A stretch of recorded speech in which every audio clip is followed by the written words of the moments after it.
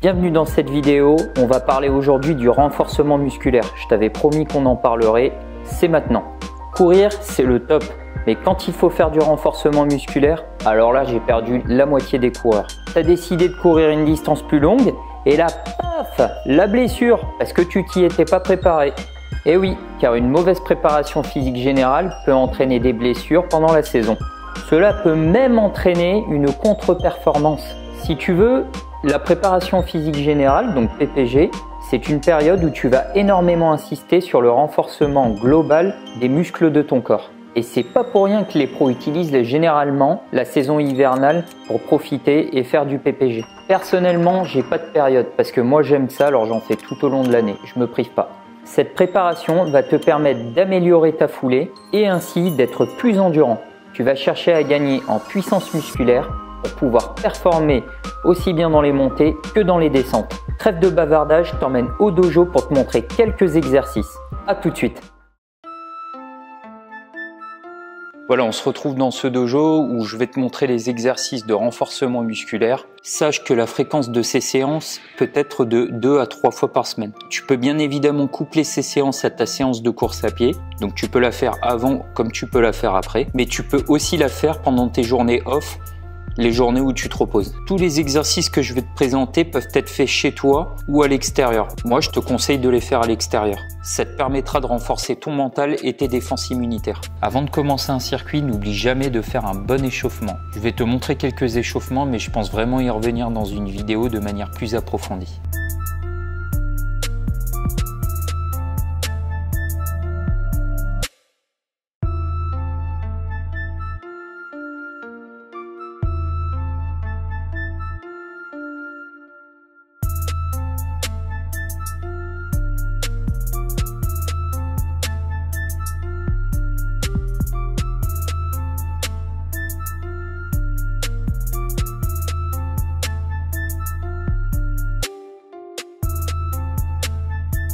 Allez, en avant, je te présente tous les exercices un par un.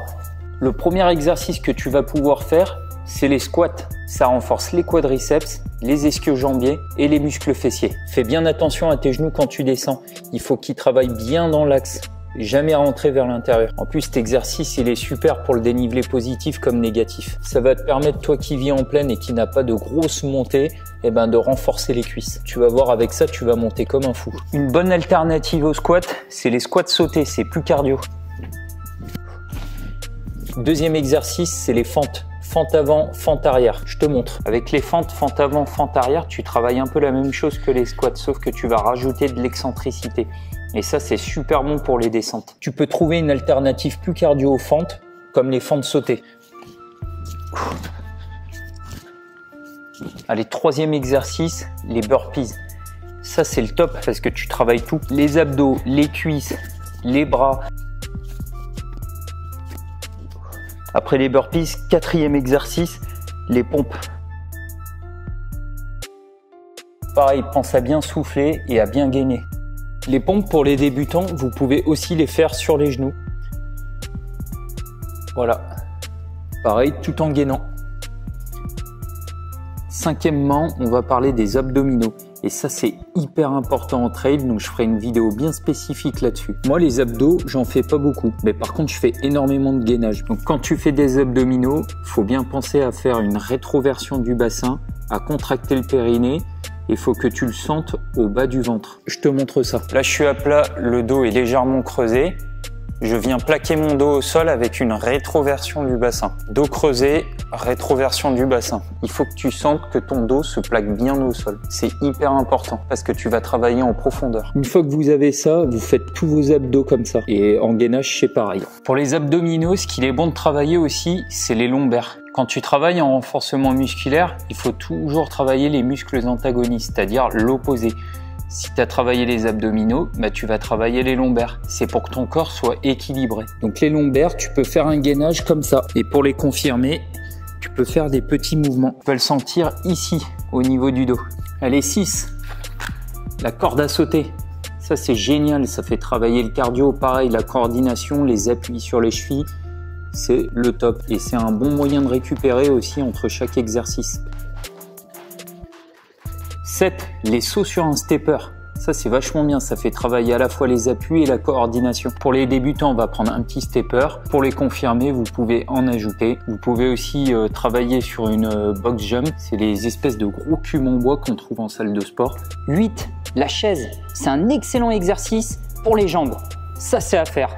Cet exercice, tu peux aussi bien le faire contre un mur ou sans mur. Mais pense à garder le dos bien droit. 9e exercice, le relevé de bassin.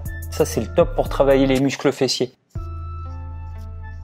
10e exercice, les mountain climbers. Là, tu vas travailler toute la ceinture abdominale et en même temps le cardio. 11, le jumping jack. C'est un mouvement que tu vas pouvoir faire au moment de la récup active. La récup active, c'est entre 2 exercices. C'est un mouvement qui va pouvoir te faire travailler tout en te reposant.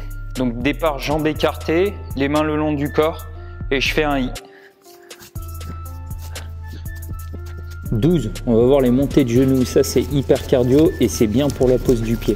Il faut que ce soit rapide, souple quand tu redescends et tes genoux à 90 quand tu montes. Voilà, tout ce que je t'ai présenté là, ce sont des exercices de base, mais en fait tu peux en trouver plein sur le net. Et si tu veux, tu peux trouver des petites vidéos qui t'expliquent parfaitement le mouvement sur internet. En tout cas, avec tous les exercices que je t'ai montrés, déjà tu peux te faire plein de petits circuits. Moi je fais des petits circuits sous forme de HIIT, High Intensity Interval Training. On a quelqu'un sur la trad? Ok, on est en train de me dire que ça veut dire intervalle de travail à haute intensité. Le HIIT, ça se passe de la manière suivante. Tu fais 30 secondes d'effort intensif et après tu fais 10 secondes de repos. Et tu enchaînes des petits exercices comme ça. Pour les petits circuits que je me fais sous forme de HIIT, j'utilise une application qui s'appelle Tabata. C'est une application que tu peux retrouver sur le Apple Store. Elle est super parce que tu peux programmer 30 secondes d'effort, 10 secondes de repos ou alors 45 secondes d'effort, 15 secondes de repos. C'est toi qui vois. Tu vas pouvoir retrouver plein de petits circuits sur le site Lithobox avec des jolies fiches explicatives.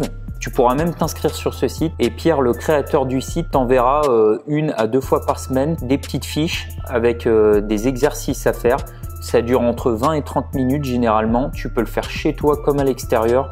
C'est super. Je te mettrai le lien en description bien évidemment. Et toi Pierre, je te remercie parce que les circuits training que tu proposes, ils sont super et ça fait vraiment évoluer. Bien évidemment, tous ces petits exercices, tu vas aussi pouvoir les faire en courant. Tu peux aussi faire ces exercices avec un élastique pour y mettre de la résistance, c'est pas mal. Pour les débutants, je conseille de le faire pour l'instant qu'au poids du corps. Sans élastique, sans charge. Sur tous les exercices que je t'ai présentés, là où je te demande de bien faire attention, il faut avoir le dos bien droit, bien gainé, ne pas rentrer les genoux quand tu fais des flexions des membres inférieurs, type squat. Ces exercices, tu peux même les faire entre la pause du boulot parce que ça dure généralement entre 20 et 30 minutes. Ça prend pas beaucoup de temps. Si tu veux le faire en intérieur, tu peux le faire chez toi.